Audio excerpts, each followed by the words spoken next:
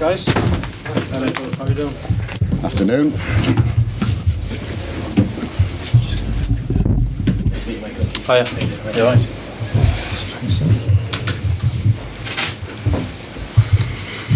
Has everyone put the stuff down? One more. Right, I think we're ready. Good afternoon, everybody, and welcome to Rockcliffe Park. We're here to formally announce the appointment of Michael Carrick as our new head coach. I'm joined by Kieran Scott on the end there, our head of football, who will also be available to take questions as well. Last few weeks we've been very busy here, conducted a thorough review and process to identify the new head coach, and Michael gladly accepted our offer to come and join us here at Middlesbrough Football Club. We're hugely excited by his decision and our choice moving forward. Kieran, Steve and myself were highly impressed by Michael's passion, his ambition, his experience, his attention to detail, but above all his humility as well. Michael's been a winner throughout his career and has also worked under a lot of fantastic coaches, and he brings all that experience to us, and we're looking forward to him implementing that here within the football club and hopefully taking us forward. We know we've got some challenges. You don't normally change your coach without challenges, certainly within the league position. We know that Michael's up for that. We know the team around him are up for that, and we'll all be there to support him and press through and see how we go over the coming weeks and months looking forward. So I'll hand over to questions now. Yeah, the words Keith? Of Neil Bowser, the Chief Executive of Middlesbrough Football Club, on the day that Michael Carrick is announced. Michael, congratulations, your first job in management here at Middlesbrough. How are you feeling today? Yeah, I feel great. I took training this morning to get started. Was great to see the boys. It's great to be out on the grass. It's what I'm here for, and to work with the players, get to know them, for them to get to know me, and help improve them as individuals, as a team, and so yeah, I'm absolutely delighted to be here. It's something that I've been looking to do, and not in a rush. I was patient. I wanted to learn. I wanted to do things the right way and be sure that I was ready and take the responsibility and the role on, and I definitely feel that 100%. I got the support of Neil, Kieran and the club, and really looking forward to moving forward with the players and improving and making us better. Yeah, you've been out of the game for I think 10 months now. It feels as though you've waited for the right opportunity to come around. Why is this the right opportunity for you? It just feels right. It feels right. I trust my instincts and my gut. I always have done with the decisions that I make.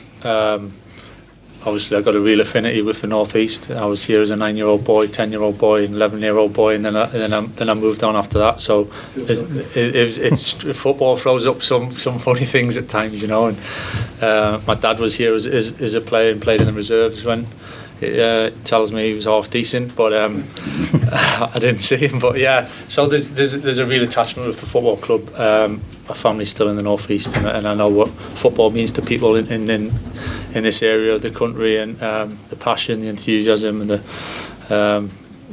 life and soul of the football club, and rightly so. So that's another reason.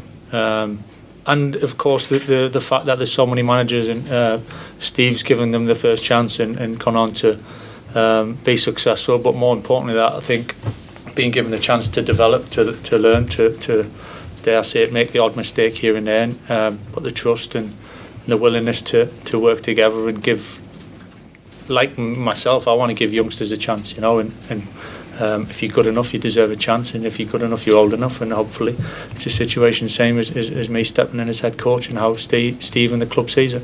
We've seen you out on the training pitch with the players this morning. You held a meeting with them beforehand. What do you make of the playing squad at your disposal, and do you think there's enough there to get yourself away from the trouble that you're currently in? Yeah, of course. Listen, I can sit here and tell you it's all sorts of different things. The reality is we got to work hard. We got to improve. We want to make the team better as individuals and collectively.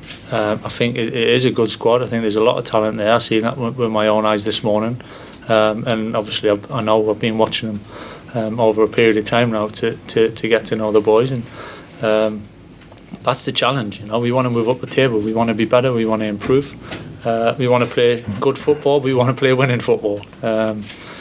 So yeah, I'm not here for a fairy tale. I'm here to work, to give my best, use my experience, and help the players. It's about the players. You know, football club is about the players and about the fans, and I'm definitely well aware of that. You've worked under some world-class managers, both as a player and as a coach. I know you could sit here probably for hours and talk about the great things that they have done in their careers. But what are the main things you take from them that you can use moving into your managerial career?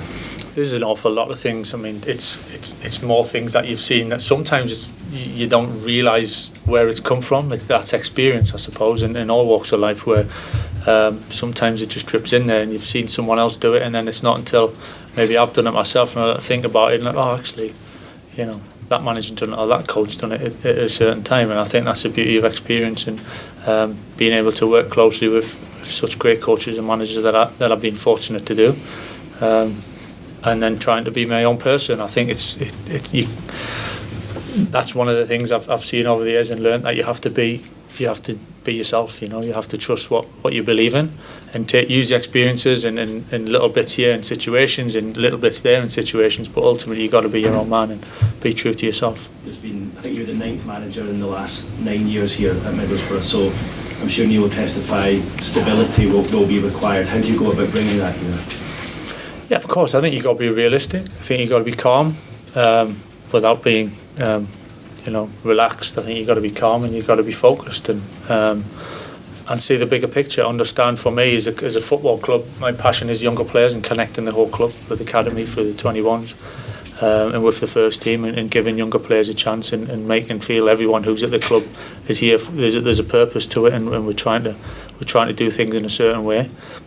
And within the team, of course, results. You know, I said it before. I can sit here and say all sorts of different things, but results on the pitch ultimately is what we're striving to. So I'm well aware of that. If I can just bring Kieran into your left-hand side. Kieran, how big a day is this for the club, and how will it look moving forward in terms of recruitment, and how will you two work together?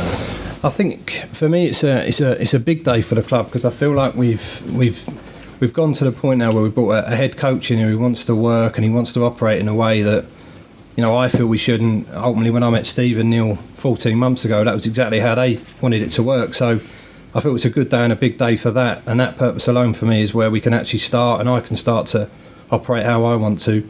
Recruitment-wise, I'm pleased that's sort of come up, actually, because the recruitment gets a little bit of I find it to be quite a strange feeling outside to what goes on inside. So I'm pleased you've brought that question up, because how it operates internally is we would never sign a player that's not, wanted by every member of this of the first team staff. So I really want to make that clear. And that for me, Michael's, we've had a long detailed chats about how that's going to look, and ultimately Michael's and myself have got really good, I feel like a really good early feel for how that's going to look, and hopefully we can take that on.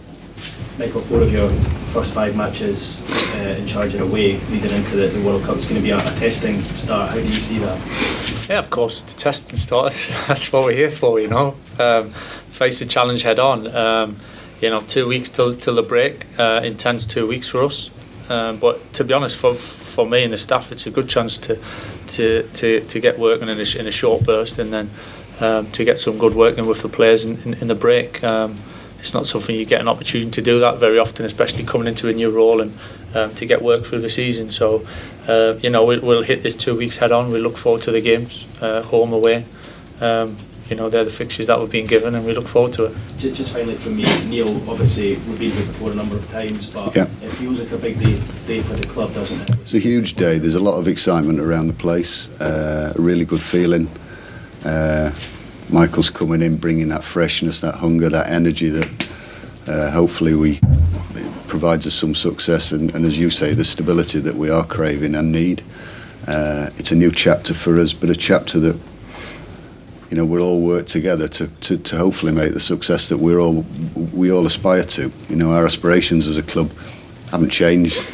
They were, they are, and they will be to play at the highest level.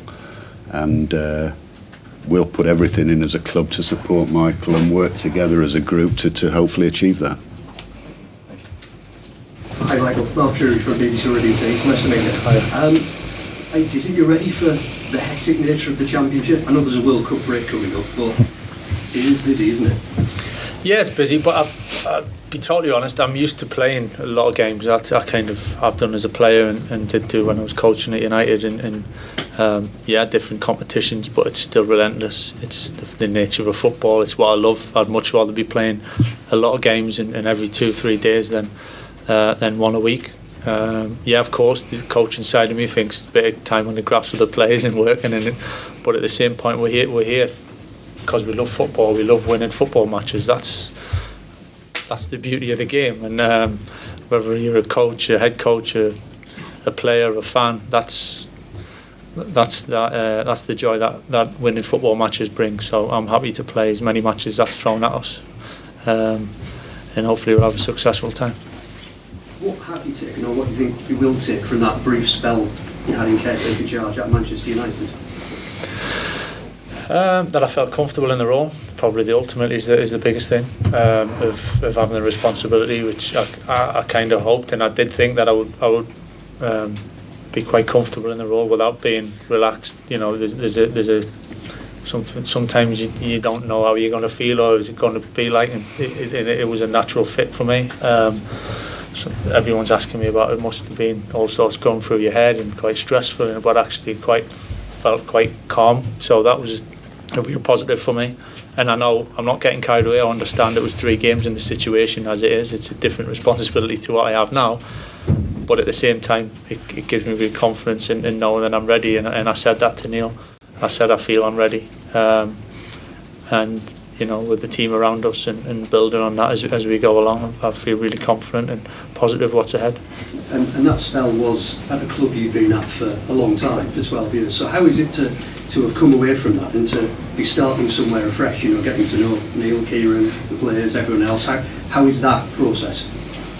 Probably one I needed, to be honest.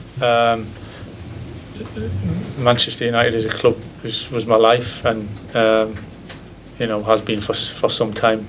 Respect the club greatly, love the place, big friends there. My son's there, he plays there still, so I won't ever lose the affinity. I was at the away game 2 weeks ago with my son, so that was a huge part of my life. That's football. That's you get attached to football clubs, you know. And when I'm in somewhere, I'm all in. And but there comes a point you got to come out. I said I felt comfortable in the role. You got to come out that comfort zone a little bit to a point and test yourself and make your own way. And that's why I'm here. At the same point as I said earlier, it's where it all started for me. So there's an element of feeling kind of that I belong here, and that's not a kind of throwaway line. That is genuinely how it feels. And since I've came over the last day or so, I've felt really at home, which is down to these guys, but more importantly the staff and the players and the surroundings that I'm in. It's I see football clubs about people, to be honest. You know, how you have relationships with each other, whatever the role in the club. I believe in that a lot, and treating everyone the same and having the respect, and they've certainly given me that in abundance over the last day or two here. How much thinking did you have to do about coming in once the initial contact was made, once the offer was on the table? How much thinking? Not a lot, to be honest, because it was that feeling of straight away. There's been other things kind of come in front of me over the last 10 months since I've left United, and it wasn't right, didn't feel right straight away. I kind of knew, and I'm that type of I'm quite decisive and kind of make my decision. I'd rather be clear and knowing, and I feel better for that. And I just felt straight away this was really exciting. I had a buzz about the way I was going about my days that I didn't think I might have got so soon after leaving United, and that's the truth. But this is definitely got my juices flowing again, and I'm so excited to be here. There's been a lot of interest from the fans about your choice of first team coach in Jonathan Woodgate, who's clearly been sat in that chair you're sat in now. So why him? How will you work with him? What will he bring? Yeah, Woody's vital to helping me, to working together. You know, it's not actually about me. It's about us as a group. It's about us as a club. So Woody's vital. I've known him for quite some time. Not that we've been super close over that time, but I've known him, and speaking to him over recent time when this was the plan. We clicked big time, really clicked, get on so well. But see, more than that, it's not about being mates, it's about seeing the game in a certain way. Woody knows the club inside out. Everyone's delighted to have him back. I'm absolutely delighted to have him on my staff. And I see us working together and having a really strong relationship, so I'm really, really pleased that we're working together. And you won't be the last of your coaching staff, obviously. I know that the yesterday said there's one more to come. What sort of profile of person are you looking at, or do you actually have an individual in mind? I think we're just looking to improve all the time. I think whether it's playing staff, coaching staff, whether it's an assistant for me, I think is you've got to evolve, you've got to look forward, and you've got to keep improving. I'm patient with that. I'm not chasing it. It's got to be right. I'm the type that I wouldn't just do something for the sake of it and fill certain things just because you feel you should do. It's got to be right. We feel we've made the right decision so far, and in terms of the staff and the balance in it. And the next one obviously needs to be right, like it is when we're signing players. It has to be right, and the dynamics have to fit, the balance has to fit. So we'll take that decision in due course. Question for Neil. Obviously, when you bring someone in like Michael with his experience and his international caps, his medals, all the rest of it, how helpful is that to you, somebody who sells the profile of the club? I think Michael's profile speaks for itself. His success in the game, everyone's aware of. I think the bigger impact is with the players. There was a real spring in the step this morning. There was a spring in the step around the place. But Michael's experience and success was a significant part in us bringing him in. But his ability, his experience, his characteristics are as important as what he's achieved. And we think the mixture that he brings to us, that balance that he brings to us, that drive, that enthusiasm, that steely determination is where hopefully we'll succeed together. Hey Kieran, obviously you said before you hope this is a fresh start, a fresh page for you and the way this model is going to work. How closely will you and Michael work together? I mean, how regular a contact do you expect to or hope to have in this job? He's next door to me in the office. Yeah, I was going to say, I've been boring him to death already. Listen, I expect that we will have contact when we need to have contact, really. I mean, we will pass each other on a regular basis. We'll speak when we need to. I mean, I don't really know where to elaborate anymore on that. We're next door to each other. I mean, I want to help him settle in, and but what I also don't want to do is blow his mind with stuff at the moment. He's got to make his own mind up on stuff. He's got to see what he sees, and then as we pass, we'll keep communicating, and we'll get to a common ground, I'm sure. Okay, thank you. BBC, please. Yeah, hi Michael, Andrew from the North. Michael, 11 months out the game, what's that been like for you personally? I have to be totally honest, I've had a great time. I've absolutely loved it. That was the reason it was a choice I made, so it's a lot easier when it was my decision to have the time out of the game. I needed it. I hadn't. When I was playing, I went straight into coaching, and I felt some ways home my family, Lisa and the kids at that time, and I wanted to be there and spend time with them, and so I really enjoyed myself. I'd done things that I've never done before and never had the opportunity to do, which was the idea, and then at some point, to get that buzz back I was always going to come back into the game. It was just a matter of when and where. This is where we find ourselves, because it's the right fit for me. I mean, it took a while from your name first being linked to the club to the appointment. Should fans read anything into that delay, if you like? Nah, not at all. Not at all. It does make me laugh at times when some of the things that are kind of written or said. And in some ways, the fans, they're reading it, they believe it, and that's fine. That's the nature of it. But from the start, as soon as we spoke, I was really excited about it.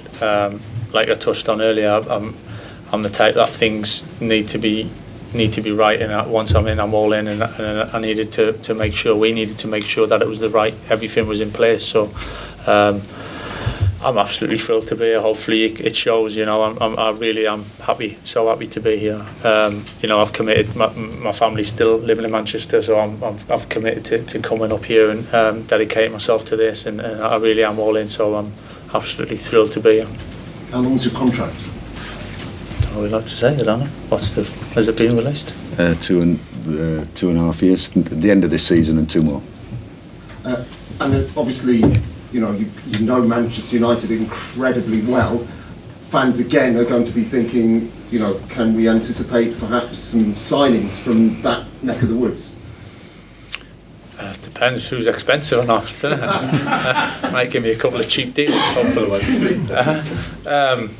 Listen, that's part of football, isn't it? Of who you know in relationships and building that and the trust to hopefully we'll take good players and whether it's to sign them, whether it's on loan, and they're going to trust us looking after their players, and players are going to come here and play because they see us doing things in a certain way that they want to be part of. Like, I'm here because I'm excited.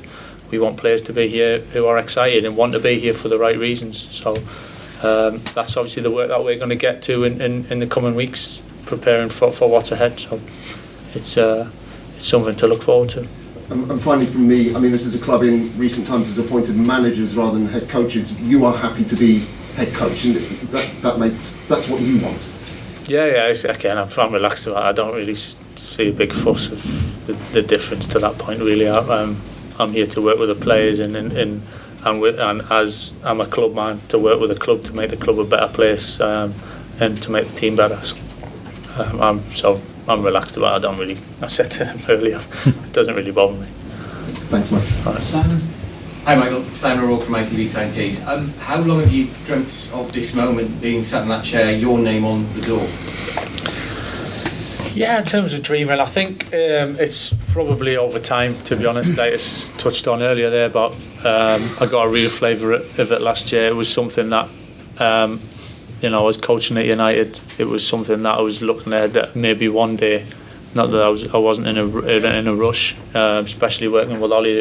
I loved it, and it was a great experience. But he gave me a lot of things to do, a lot of responsibility, and it was kind of the natural progression really after that came to an end. And it's that little something driving in me that I always wanted to give it a go, feel that I can do it, and I'm ready for it. Similar to playing, if you were a player, I'm not a player anymore. I want to dedicate myself to being the best coach I can be, and that's where I find myself right now. You touched on it in your interview with the club about a healthy football club and a connected football club, and obviously you sat with these gentlemen here. How important is that everything works in concert, everyone's pointing in the same direction? It's massive, absolutely massive, and I think I touched on it earlier about the connection with the club in terms of everyone who has a role here and works here is here for a reason and is valued for what they do and for what they bring, and I certainly see that. It's not just about the first team or our best players in the first team. It's about an awful lot more than that, and as I said, it's about people and relationships and coming into work with a real purpose, and I really feel strongly about that. So and as a club we do, we've spoken about that and how much we value that. Listen, I was a player. I just said I'm not a player. I was a player once, and I needed a chance, and Harry gave me my chance at West Ham.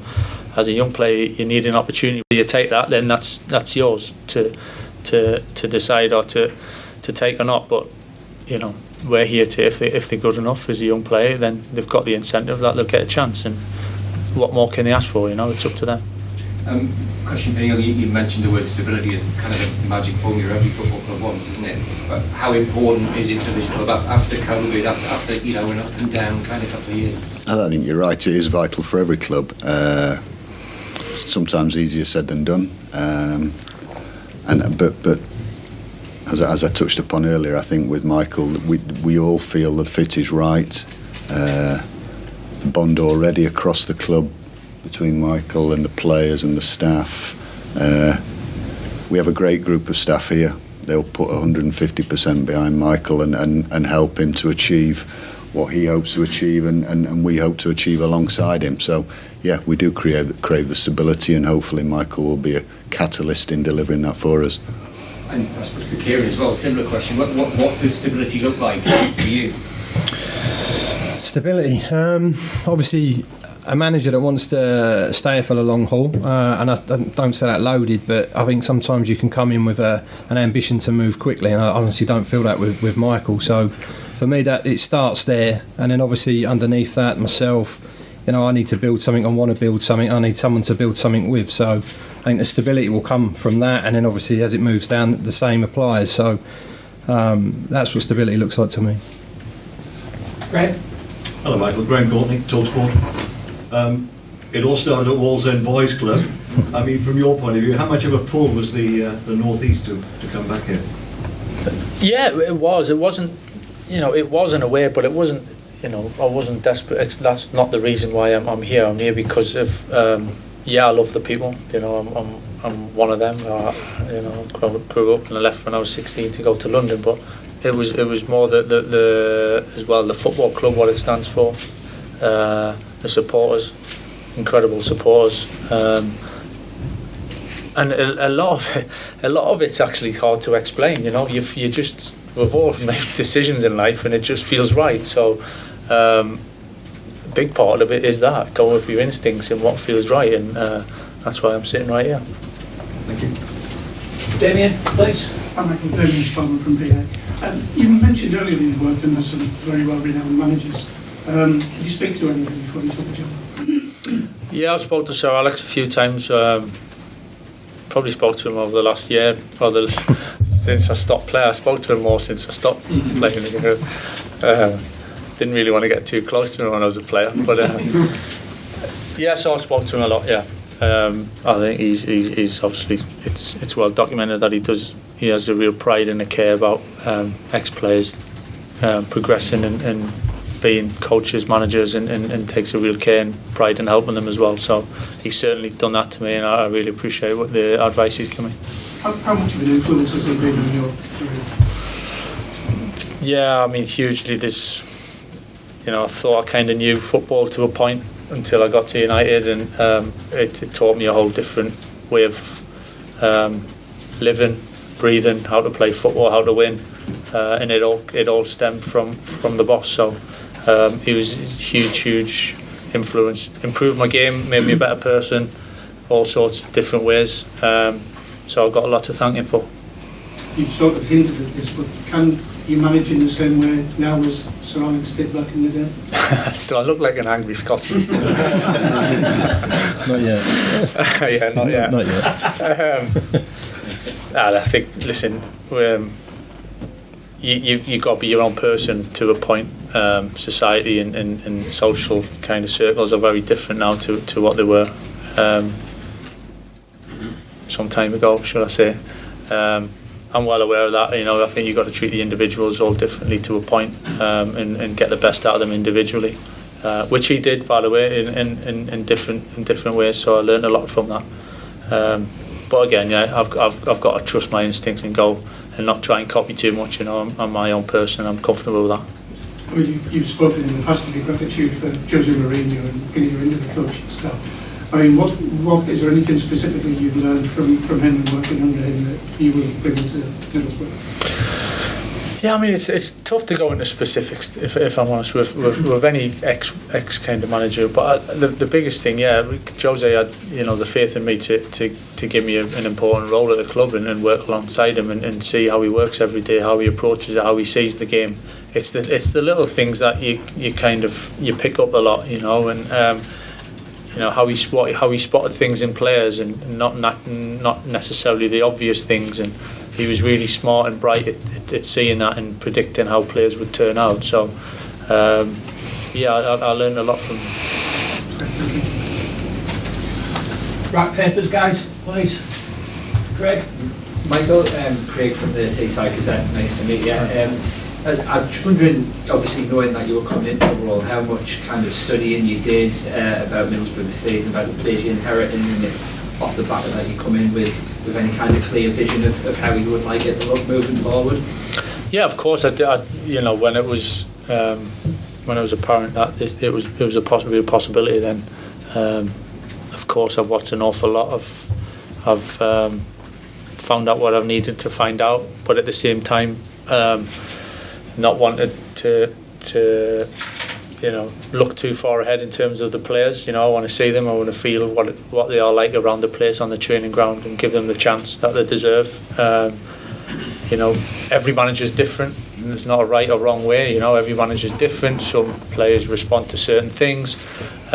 So for me, it's important to see the boys up close, get to know them, try and get the best out of them, obviously, and make decisions. Ahead of that. I think the beauty about this, like I said before, is 2 weeks of 5 games, which is what it is, and we're looking forward to them, and it's going to be intense. And then we've got a bit of a break to kind of take stock, and it couldn't probably felt any better in terms of coming into a role like this for me. Yeah, and as you alluded to, that might not be an overnight thing, but do you have a kind of, if you like, a style of philosophy, a way you would like a Michael Carrick team to look? I have to say that philosophy kind of winds me up a little bit sometimes, because I could come and put a great presentation on about how I see football, I want it to play, but ultimately it's what happens on the pitch. Of course we want to play winning football, and you might have certain things in your head that you really believe in and you want to get to, but that's not probably going to happen on Saturday, because you've got to be realistic, and I'm not overloading the boys with so much information. They've got to go and play on Saturday and play on Tuesday, and we need to get the best out of them. So it's small steps, quite patient with that and quite pragmatic in how we need to go about that. But of course there is a vision of how we want to look in the future, and obviously that's winning and climbing up the league, playing attacking, entertaining football. But everyone wants that, don't they? You mentioned before, Ole started giving you more responsibility around the Man U first. Can you say what that was and how that made you sort of feel grow into the role of being a manager? Yeah, it was to do with taking the meetings, taking a lot of meetings, taking a lot of training, responsibility of planning training, taking training. It's just heavily involved, especially me and Kieran, in an awful lot of things. So I wouldn't be as comfortable in sitting here if I hadn't gone through that process with Ollie, without doubt, because of what he gave us and how much he allowed us into his way of thinking and the work that we've done. So I'm hugely grateful for Ollie for them 3 years, because it was a real learning experience for me. And those games when you were in the dugout and you were actually in charge at Old Trafford with 80,000 people like that, I mean that must be a huge learning curve as well for you to really give you the taste. Yeah, it was a learning curve in some ways, but it wasn't that far away from kind of what I had been doing anyway for a number of years. So you're right at the coalface, you're right there, you're making decisions with Ollie. Yeah, I'm not the manager, so ultimately it doesn't fall on me, but I felt it did, because you're that much invested in it. So it wasn't a case of, well, that's not my problem. It was a case of we're all in it together, and so it wasn't as probably a bigger step as it might have looked from the outside, and that's maybe how I felt. So kind of fine doing it, naturally fine doing it. And last one, this club's been a brilliant springboard for managers getting their first chance. Robson, McClaren, Southgate, yourself now. I mean they've done alright for themselves. Karanka as well. So you might want to be England manager one day, or is that the kind of pathway you look for when you see Southgate's done it from here? I'm honestly not looking that far ahead. I just want I'd be stupid to do that, really. Yeah, of course we all, we have dreams but I've really not thought. I just want to be the best. No, in terms of them, that is another. Without being, fairy tale stuff. It's you're here and now. It's what's happening now. The situation. You've got to be realistic. It counts for a lot in terms of the support I'll have from Neil, Kieran, and Steve, and knowing the club and supporting managers on the journey, really. But it still that doesn't take away the responsibility in the job in hand. That ultimately lies with me, which is great. That's why I'm here, and that's what I'm looking forward to. Michael, on Sir Alex, what was the gist of the advice? He's given advice to so many young managers over the years. What did he say to you? Yeah, he said quite a bit of things. It's just probably not for me to be telling everyone what, in some ways, which I'm sure you respect. But a lot about being your own man, being your own person, doing what you believe in, stick to your beliefs and your principles, and as well as a lot of other things. But he's done it to so many young managers over such a long time, and has such a respect in the game, which is pretty obvious. You don't need me to tell you that. So anything he does say, you listen and take on board. Do you think you are capable of dishing out the hair-dry treatment? Listen, if it needs be, yeah, I'm fine with that. I've got a real stubborn streak and a real drive, and if that's the case, that's the case. You know, I had to do it certain times as a player, as a coach. That's just how it is. You know, it's not Mr. Nice Guy or happy faces and happy times all of the time. It's you know, you need a mix, and the right thing for the right situation. So whatever's going to get the best out of the players individually and as a team, then that's my job to do. You've obviously come full circle from starting here as a kid. What are your memories, if you have many, from that age? Yeah, a couple of photographs knocking about actually with Gary Pallister and back in the day. So yeah, I started under nines. Was here for 2 or 3 years in the end. It feels like a lifetime away in terms of time wise, but there is the beauty of that is where it all started. That's where I got that first real buzz of you know, being part of a football club and going to Old Ayson Park and watching them back then. And again, I said to the players today, to be honest, I said, remember what it feels like when you were a kid and you were playing football, and that feeling of the joy and the expression and the freedom of what it felt like. So again, you mentioning that's what it was, that's what I felt like then, and that's what I feel like now. Michael, one of your old teammates last week got sacked, Steve Gerrard. Are you ready for the brutal nature of management? Because it's all smiles now. It's not always like that. It's only my first day. I'm only joking. It's a brutal business, but it's something you want to get involved in. You were desperate to get involved. Listen, you got respect for it. Is it? Like I'm, as I said before, I'm not coming in here and expecting a fairy tale. You know, I'm here to do a job. You know, I've been given that responsibility, and it's the challenge. Neil touched on it here. There's a challenge, and then we're all facing the challenge head on. So you're realistic. You understand what's required. That's no problem. That's just something that I've lived with pretty much all my career, especially when you get United and you're expected to do and perform a certain way and get certain results. That's just how it is. The academy here has been so good to produce so many good players. That from the fact you've mentioned it a few times now, that's obviously been a big draw for you here to have such a good academy and so many good young players to draw from potentially. I just think it's hugely important for a football club to have that belief, to have that connection. Again, otherwise, what's the point in having the whole academy and having people working in it and trying to coach and make kids better if you're not going to give them a chance? So that's just what I strongly believe in. Simple as that. And obviously with that comes maybe not it won't be as necessary to bring players in if you're prepared to give them chances and maybe, as you said, make mistakes on the job a little bit, but know they're going to be better long term. Yeah, of course. And listen, I'm not saying we're going to have a team of academy graduates, should you say, in next year, because you've got to be realistic. It's not it's not a fairy tale, but if the boys are good enough and we see that, they'll get a chance without doubt. You know, they obviously have to earn it like anyone else. You know, that's just the business. That's how it is. But certainly we'll be looking to help improve, create pathways and develop them as best as we possibly can. Right, if we'll just finish off with a couple from me and Sunday. For the